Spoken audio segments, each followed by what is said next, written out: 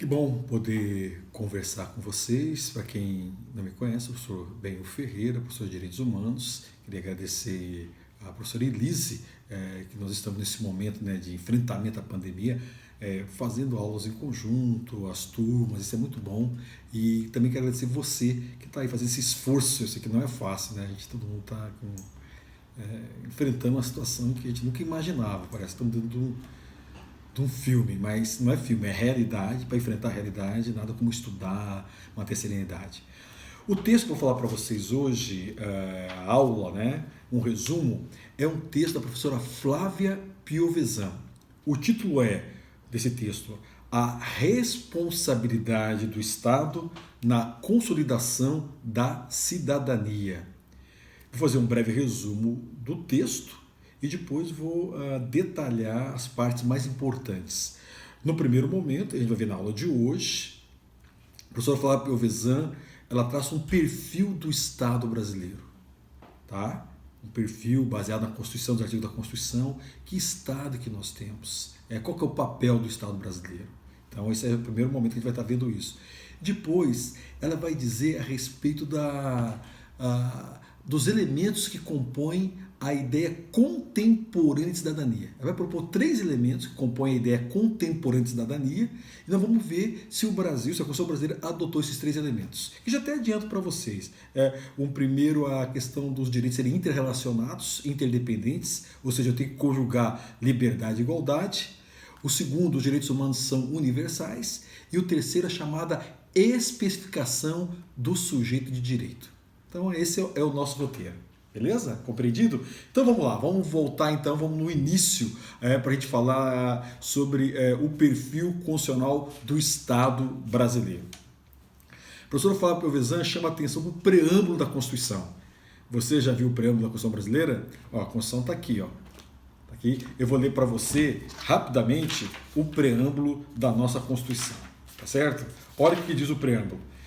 Nós, representantes do povo brasileiro, só resumindo aqui agora, destinado a assegurar o exercício dos direitos sociais e individuais, a liberdade, a segurança, o bem-estar, o desenvolvimento, a igualdade e a justiça como valores supremos de uma sociedade fraterna, pluralista e sem preconceitos, fundada na harmonia social e comprometida na ordem internacional interna com a solução pacífica dos conflitos. Então ela chama a atenção que o próprio preâmbulo já diz, né, o que a Constituição, o que a Constituinte pretendia. Ou seja, construir uma sociedade harmônica, justa. Então ela chama a atenção para esse ponto, que nós como intérpretes temos que usar isso, né, mostrando como desde o início, desde o preâmbulo, já tem essa preocupação em mostrar aonde a Constituição quer levar a sociedade brasileira. Importante dizer que o preâmbulo ele não é propriamente jurídico, tá? Mas ele também não é desprezível. O preâmbulo ele serve como um critério de interpretação. Tá? Então, esse primeiro ponto que ela chama a atenção, a questão do preâmbulo. Segunda questão que ela chama a atenção ainda nesse tópico de traçar um perfil do Estado brasileiro a partir da Constituição. O artigo 1º da Constituição.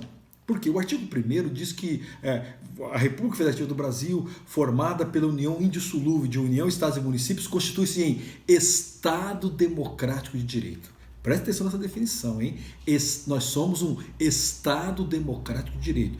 O que significa que o Brasil, como fez a Alemanha, como fez Portugal, como fez a Espanha, ao qualificar o Estado como democrático, faz com que a democracia se irradie por todo o sistema, de tal sorte que, já de pronto, o Brasil se coloca contra o autoritarismo, contra partido único, a favor da liberdade.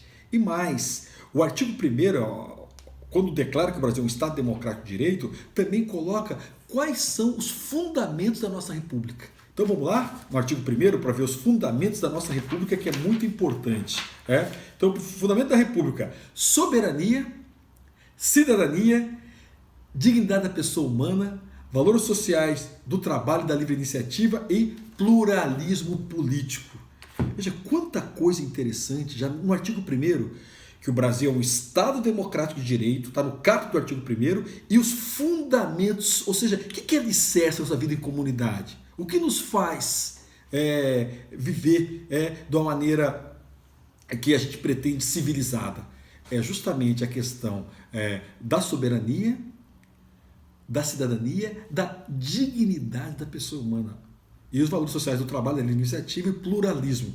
Olha quantas questões só no artigo 1º, mostrando que nós estamos diante de um Estado que é democrático e que preza esses valores. E mais, como é norma constitucional, eu não estou no campo da política e da moral. Se é norma constitucional, e o artigo 1º é norma constitucional, obriga, vincula. Então, um item importante você como intérprete não esquecer disso, tá? Que o Brasil é um Estado democrático de direito e tem esses fundamentos no artigo 1º. Além disso, a professora Flávia Piovesan chama atenção também para o artigo 3º da Constituição. Ora, como eu falei, o artigo 1º fala dos fundamentos, o artigo 3º fala dos objetivos. Onde nós queremos chegar como povo, como país? Então vamos lá. Primeiro objetivo do Brasil, objetivo do Brasil, construir uma sociedade livre, justa e solidária. Garantir o desenvolvimento nacional. Erradicar a pobreza e a marginalização e reduzir as desigualdades sociais e regionais. Promover o bem de todos, sem preconceito de origem, raça, sexo, cor, idade e quaisquer outras formas de discriminação. Então, o que você conclui nesse primeiro momento? Pegando o artigo 1º da Constituição, os fundamentos da República, o artigo 3º, os objetivos do Brasil que quer chegar, é que claramente o Constituinte optou por um Estado intervencionista, por um Estado que tem que promover o desenvolvimento, por um Estado que tem que acabar, ou pelo menos reduzir as desigualdades sociais e regionais.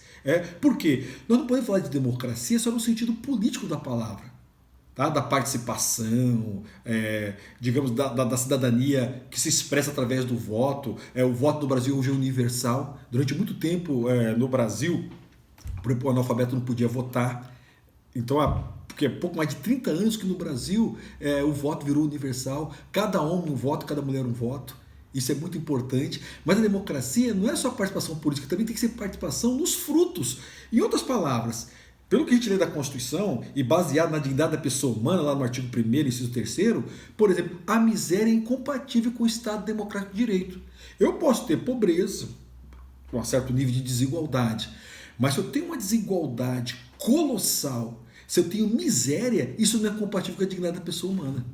Então isso também, para você como intérprete, é importante que você tenha em mente isso. A Constituição, estou falando da Constituição, hein? A Constituição brasileira, ela diz qual é o nosso fundamento e onde nós queremos chegar. E com essa ênfase muito forte no ser humano. Inclusive nesse texto, a professora Flávia Piovesan chama atenção para o seguinte: é a primeira Constituição brasileira que começa falando das pessoas. É a primeira Constituição, as outras Constituições falam primeiro do Estado, do poder, agora essa não. Então tem uma questão até topográfica, que é a primeira Constituição que enfatiza o ser humano, a dignidade da pessoa humana, a liberdade, o pluralismo. Então vamos só para a gente fechar esse tópico, para ficar muito claro. Tá? O Estado brasileiro não é um Estado liberal, não é um Estado só social. O nosso Estado ele combina a questão liberal, o respeito à vontade da maioria, às minorias, mas também é um Estado social e mais. Isso tudo forma o quê? Um Estado democrático de direito. E eu fecho essa primeira parte da nossa conversa chamando a atenção para o artigo 1º, parágrafo único, que diz o seguinte: todo poder emana do povo. Até aí nenhuma novidade. Toda a Constituição no Brasil tinha por hábito colocar essa máxima, né? Todo poder emana do povo. Agora, essa Constituição fala que todo poder emana do povo que o exerce através de representantes eleitos ou diretamente. Ou seja, é uma Constituição que combina a democracia representativa com a democracia direta, formando o que a gente chama de democracia participativa. Mas por hora tá bom, tá? Eu quero que você guarde essas noções e agora na aula seguinte vou dizer para vocês o que a professora Flávia Piovesan entende como elementos para se compreender uma cidadania no mundo atual, tá bom? Até a próxima oportunidade.